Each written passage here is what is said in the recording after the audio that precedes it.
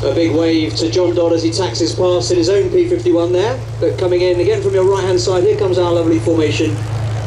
Led by Cam in that P47. See the vortices coming off the wingtips of that 35.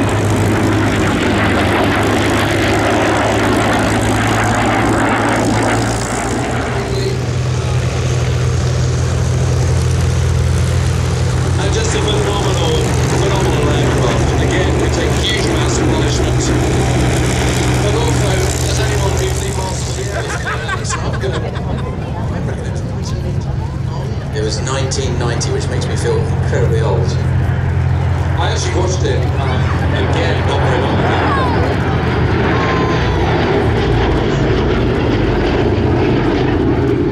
And I have to say, I've got that's why nearly 50% of all those who flew in Bomber Command didn't make it home.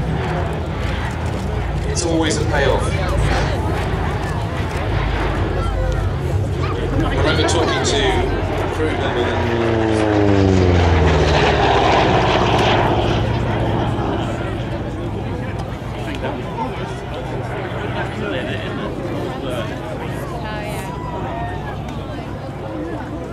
A nice low fast pass to arrive. Pulling up into a loop, the cloud base obviously allowing a looping display by the P47.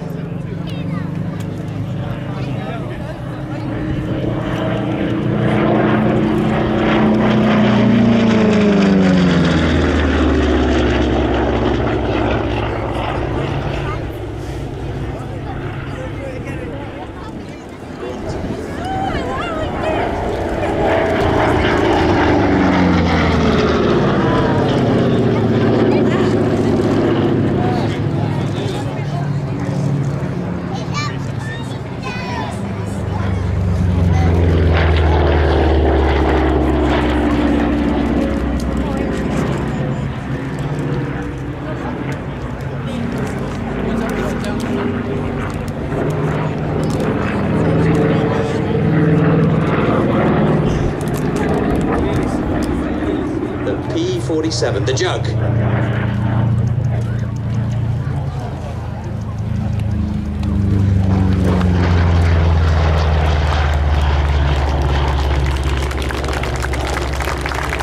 Amazing. So, ladies and gentlemen, please put your hands together for Cameron Smith in the P47.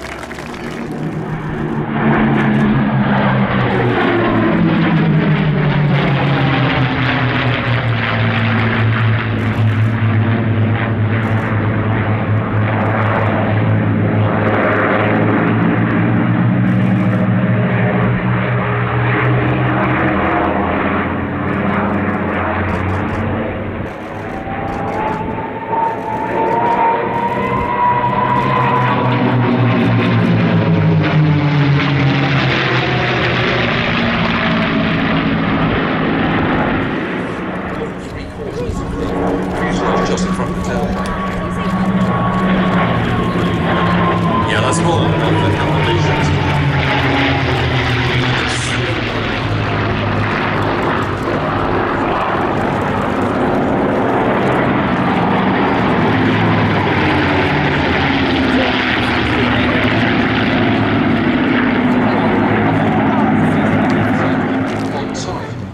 By the beginning of 1944 or end of 1943, that's more like 100 hours or even less, 90. But of course it's completely loud to the slaughter.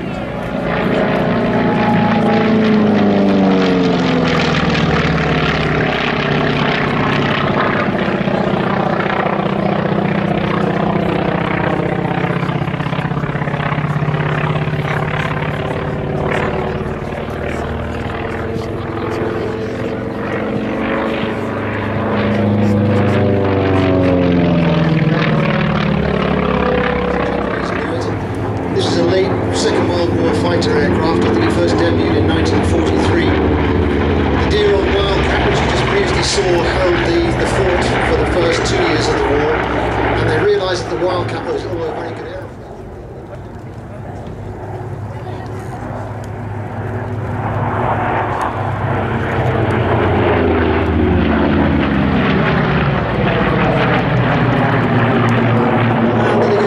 Beautiful loop being led by the yellow-nosed Corsair. That's a slightly earlier Corsair with a 3-blade propeller.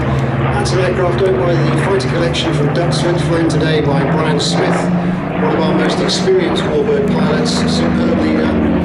All his formation flying is driven by the lead. Everyone thinks the hard job is the guy's favourite aircraft, and he's about to demonstrate why.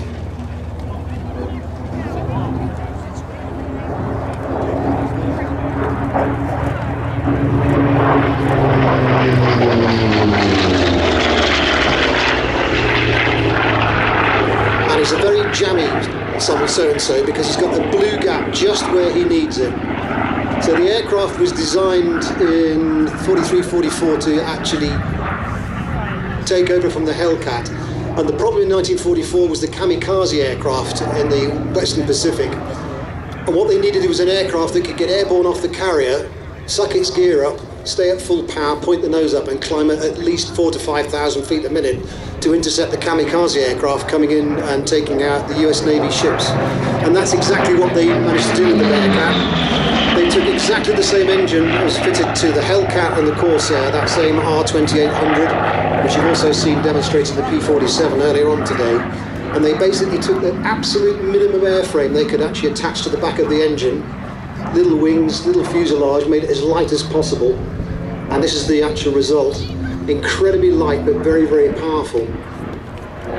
And I think it still holds, I can be corrected, I think it still holds the class of aircraft, time to height, should I say. It makes 10,000 feet in probably less than 2 minutes. And Pete is demonstrating that capability right now. And he's probably actually only using continuous military power. I was about to say, he's always flying that like a modern day competition aerobatic aircraft. Indeed, I see with a very short wingspan, it means that the aircraft rolls very quickly. Pete's got a long track record of winning aerobatic competitions. Back in the 60s and 70s, I hasten to add, but Pete won't want me to say that. But he takes all of those aerobatic capabilities, and in the aircraft of this capability, incomparable, I would say. You will not see a warbird entering an air display doing a full vertical roll pretty much anywhere else, I don't think.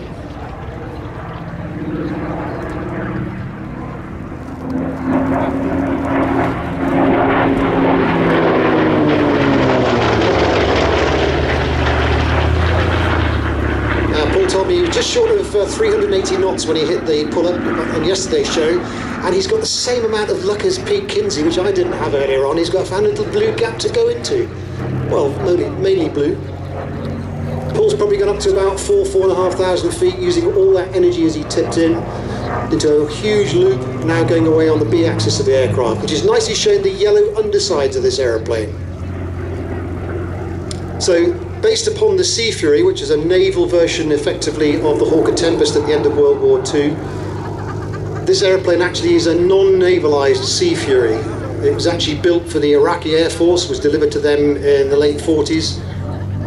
But it's not a particularly nice colour scheme if you're a British aviation enthusiast, so the owner decided he wanted something a bit more British and appropriate. And as you see those yellow undersides, they are the classic of the World War II years, that they were all the prototype aircraft under test were painted yellow, presumably so you could keep well clear of them in case they disassembled themselves in the air. You'll also see it has a yellow P painted on the side. That again says that the aircraft is a prototype.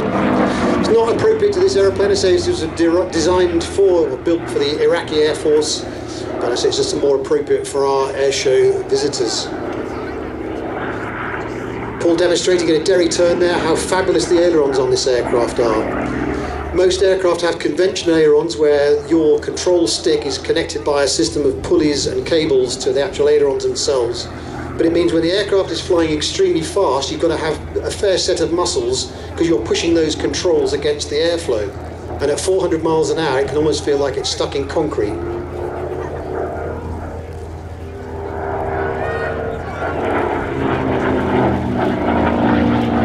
Again, Paul showing those beautiful beautifully precise ailerons. In this airplane, the ailerons are actually connected to the trim tabs, which are small surfaces on the back end of the ailerons. And it's actually moving the controls on display, and you're keeping an eye on the engine gauges, making sure, whilst John is looking out of his letterbox to see where the airfield is, Claire's looking inside, making sure the power settings are correct, making sure the temperatures and pressures are all working well. That is a beautiful aeroplane. Incidentally, you can actually see the actual tyres sticking out from behind the left to right. And this time you'll have, we're going past with Claire on the right-hand side, so give Claire a wave.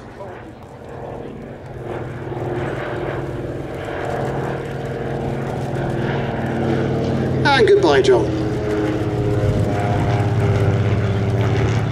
Still stressed to +10, -10G.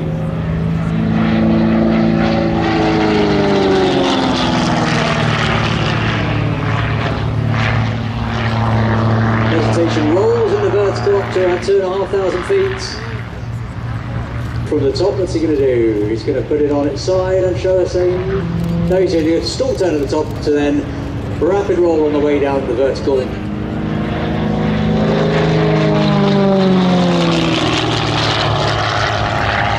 It's a bit of a hybrid aircraft. The Extra 330 is good for competition aerobatics. The Gamebird, actually, when you put fuel in the wings, you can actually travel it for, what I'm told, is 1,300 miles.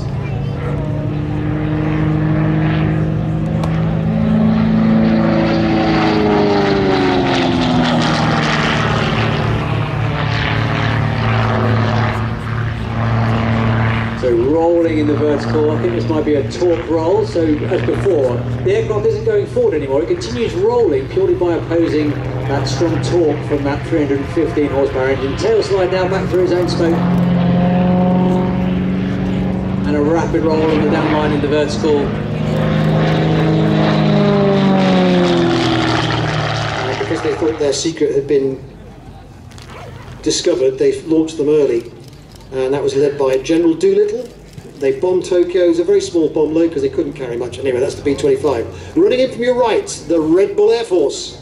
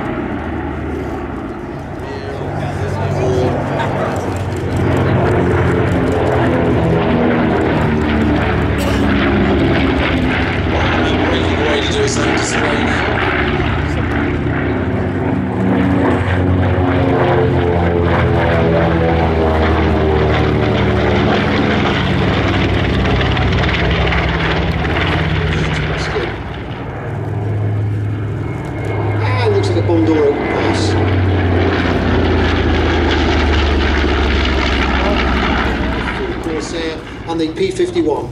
I'm going to shut up and just watch this artistry.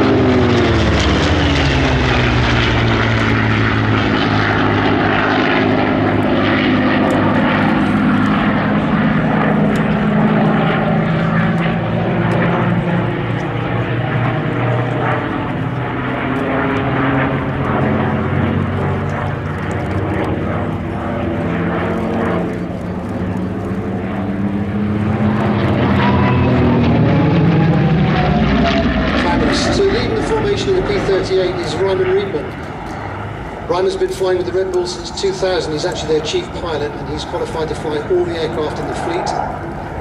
P-38 aircraft he's leading with is a almost unique aircraft. It's a twin-engine, twin-boom fighter. It's been very rarely imitated, and again was an American solution to the World War II problem. How can we get more powerful airplanes? So Lockheed went with 2 engines in this completely unique twin-tail boom design.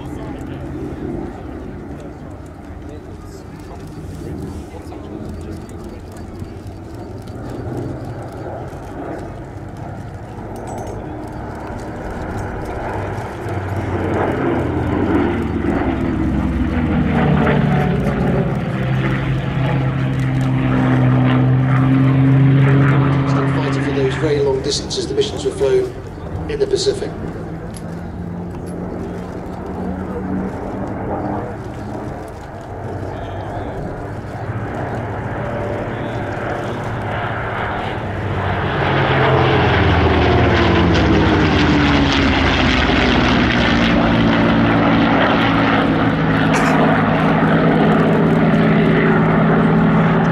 If you look at the tail booms of the P-38, you can see 2 little bulges. That's the turbo superchargers, coolers, or the intercoolers that allow the engine to produce a huge amount of power at high altitude.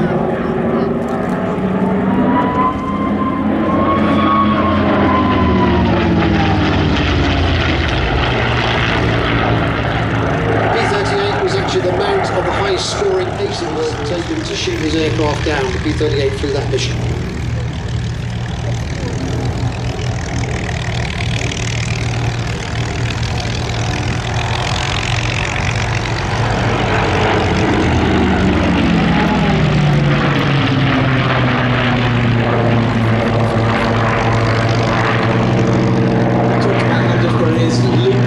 Similar types of formation, but before the power roll of the similar types, actually arguably harder now. So much harder because of the radius of turn. The aircraft on the outside of the barrel roll at the start needs to go faster, but once the airplanes are upside down and the roll continues, it has to slow right down.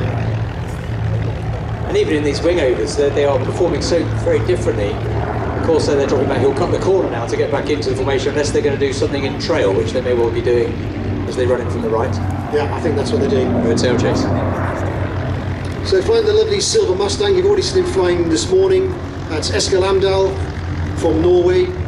Eskil was a test pilot in the Norwegian Air Force. Now in flying civil flying for Atlas Cargo over in America, flying 747s. But originally a demonstration pilot for the Norwegian Air Force flying F-16s.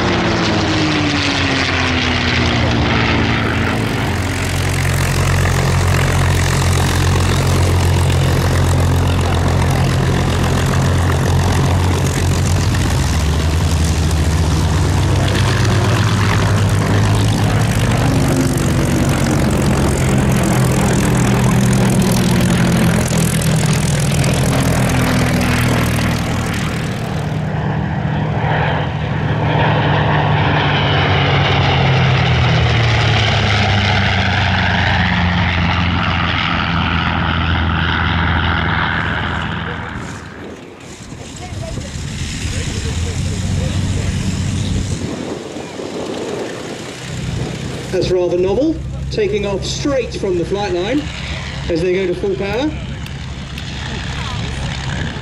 Who needs a long runway when you've got a triplane or a vintage biplane? Victories, I say only the last 17. I mean, that's still a heck of a lot. But most of his aerial victories were not scored in the triplane. It had all sorts of structural problems to start off with. The wings kept collapsing, but incredibly manoeuvrable. And of course in the biplane era, it's all about manoeuvrability rather than speed.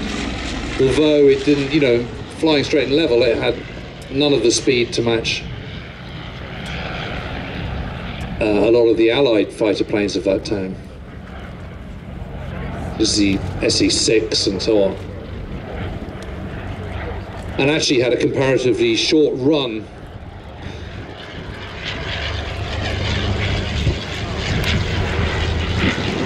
Production of these was really, really brief. So experimental ones in September 1917, first production run from October 1917, all over by May 1918. And in May 1918, top speed of the D7, about 120 maybe on a good day. But they're still pretty nimble. I mean, looking at these now, Mike, as a pilot yourself, I mean, what's your sort of thoughts? What do you make of them? I think they look very fragile. Don't they just? It'd be quite alarmed to be fighting it, pulling it around a corner, and they were in the early days of aerial warfare, so the pilots didn't really know about the effect of G-force and all those things. So I mean, it's amazing to watch. There's a lot of fabric, a lot of wire,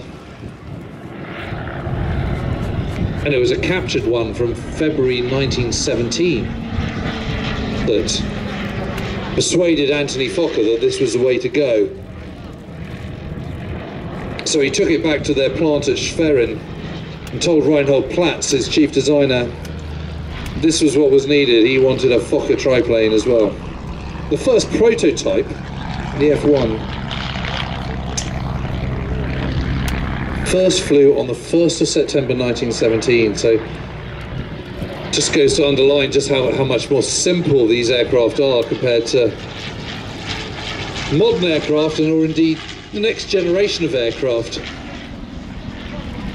It's lovely aerobatics. We got a barrel roll a while ago, a very tight wing over there from the DR1.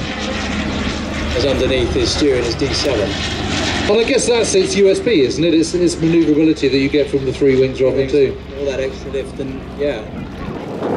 I don't know if they've got control services on order. I don't think they. No, I imagine they haven't. But I'll have to go down to the flight line and have a good look at that aircraft this afternoon when it's landed. I mean, it does look a bit like a box kite, doesn't it? Absolutely, and as I said, it smelt like a model aircraft. To admit, it looks a bit like one as it's flying around. They're being expertly flown by Mikael Carlsen there.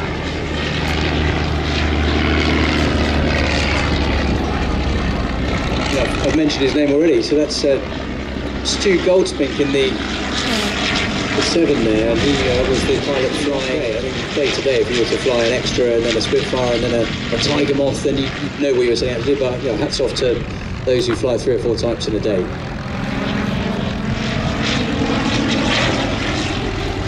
But you can see, can't you, how manoeuvrable they are? I mean, look at the triplane going through its manoeuvres, and how difficult it would be to get a bead on that if you're following.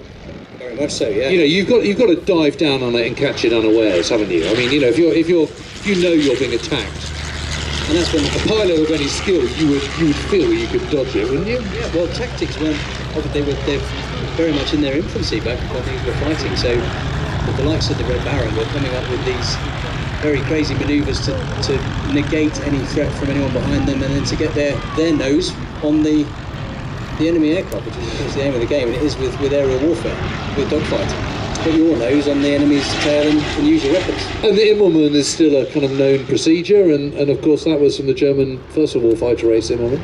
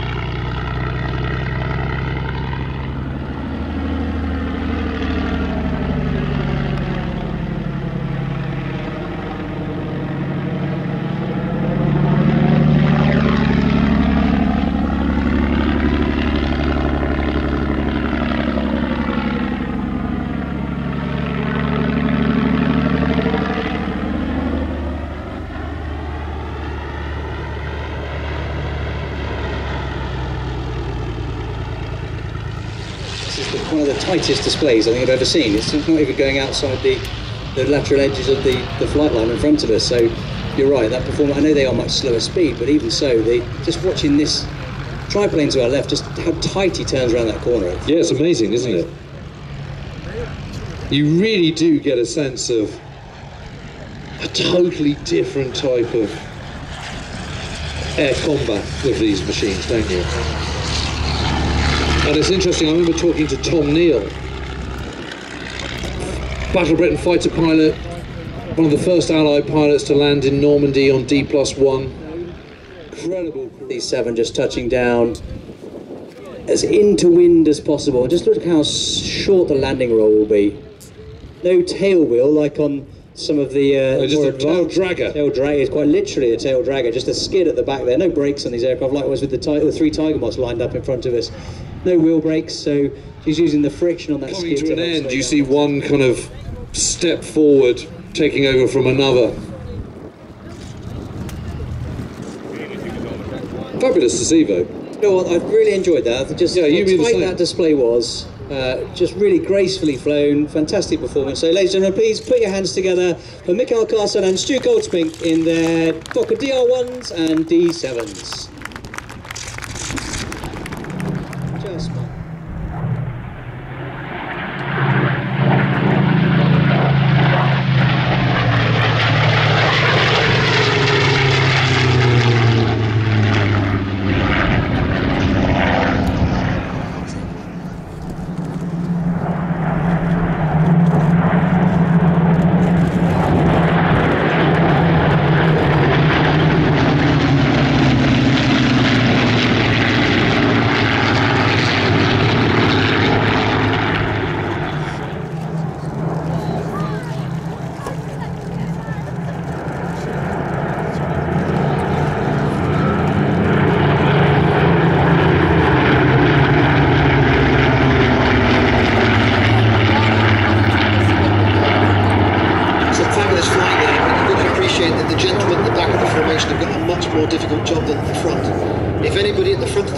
So much as twitches, that gets sent down the line of aircraft like a cracking of a whip.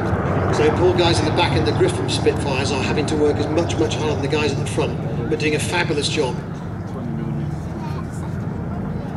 They're being led by a Mark 9 Spitfire flown by Dan Griffith.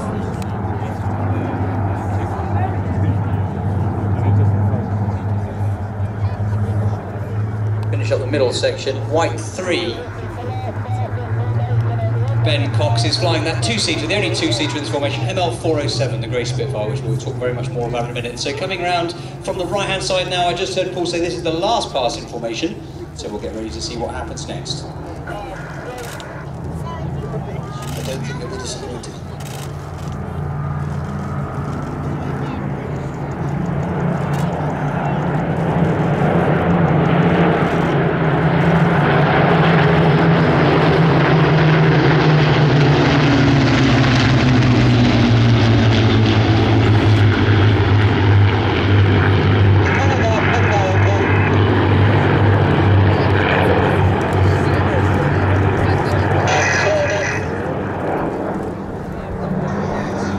Here's a Vic of 3, look at that.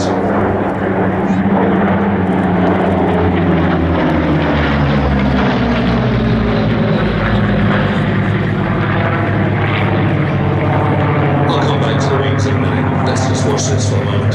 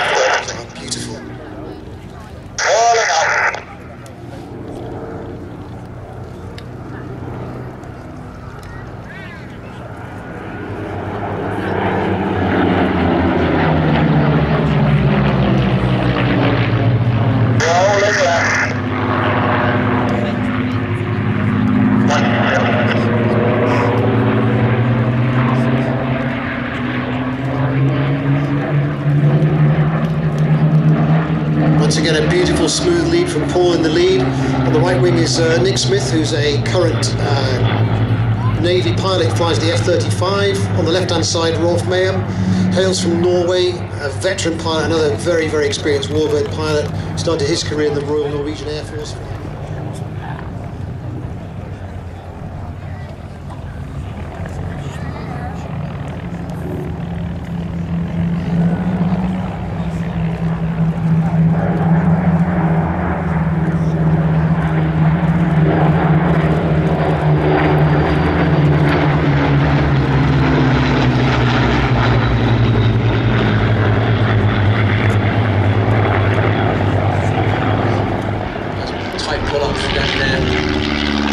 This was actually built in 1935 by de Howland.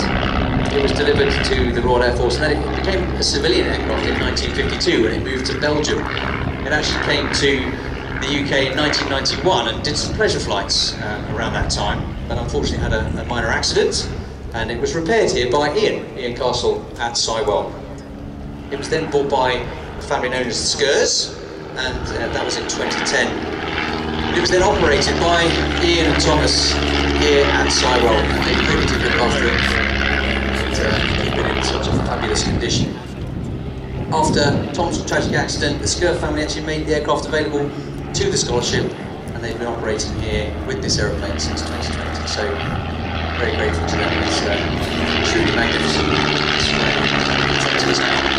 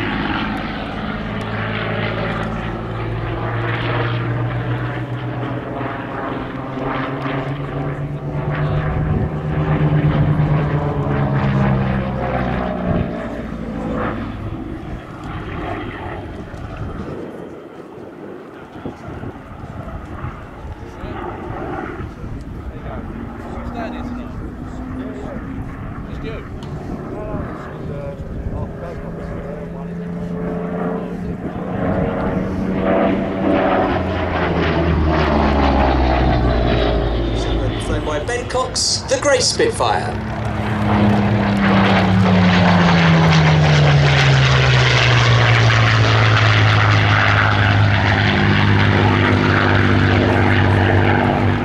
And you'll see 407 carrying those distinctive black and white D-Day stripes painted on the aeroplanes 24 hours before D-Day to make sure the Navy could see which was a good aeroplane, which was a bad aeroplane. And this aircraft famously was the first aircraft to shoot down an aircraft over those Normandy beaches in 1944.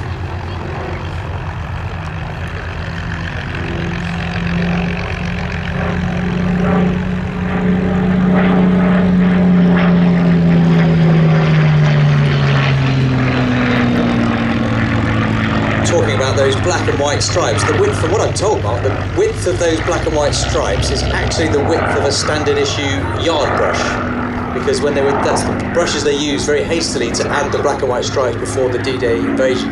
So I think that's where the width of the black and white stripes come from. Yeah, we used masking tape. We do nowadays. Coming in from the right, Ben flying this aircraft majestically. He only got his display approval, what, 2 weeks ago? Literally 2 or 3 weeks ago. He did a super job of it. And a gentle reminder, you can fly in this aircraft from this very airfield.